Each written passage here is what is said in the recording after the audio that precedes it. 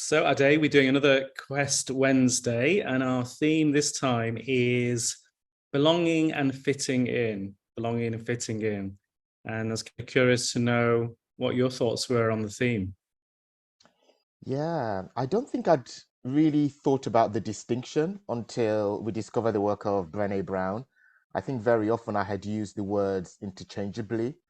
And what I certainly appreciate now is with fitting in those moments where I leave parts of myself at the door, where I feel I need to shape shift in order to be accepted, in order to feel comfortable. But the biggest thing that I'm certainly learning is the more I feel a sense of belonging within myself, the more I'm Mm. able to feel a sense of belonging externally. Because very often when I go into spaces where I am either the only one or in the minority, so maybe being the only black person, being the only gay person, being the only man, or being the only any configuration of those three identity markers, very often I used to look for the space to give me that sense of belonging. And what I'm certainly learning now is in order to feel this sense of belonging in the world, I need to feel a sense of belonging within myself, within my body, within how I navigate and navigate the world and how I show up. So that certainly is the biggest thing I'm learning around belonging and being comfortable and accepting within myself. How about for Mm. you? So funny, it's exactly the same, belonging to myself. And so I thought exactly the same as you did. And also belonging as in holding all parts of myself, not just the parts I like, not just the parts that people like me for, but the shadow side as well as the light. So holding all of me together with compassion, with love, and with as little judgment as I can manage. So I think as that's developed, I think I find myself more comfortable in most situations.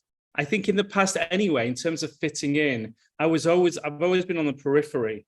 I'm a kind of a periphery guy. I'm not like an annual membership. I'll get a day membership. I like to dip in and dip out. And so I've never really felt a pull to feel a big part of a tribe. I'm a bit of a magpie, social magpie, spiritual magpie. I like to take bits from all different places and utilize them. So I've always felt slightly outside of a group.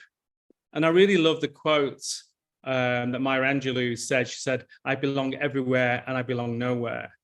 And I really love that because if I feel secure in myself, if I feel contented and balanced, I feel more able to go into most environments, even when those environments are filled with people who maybe speak a different language, have a different culture, different religion.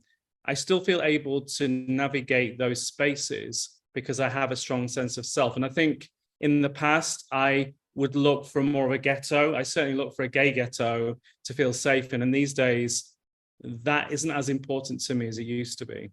Mm, beautiful. So feels like we've got another exciting session coming up. I'm really looking forward to the exploration.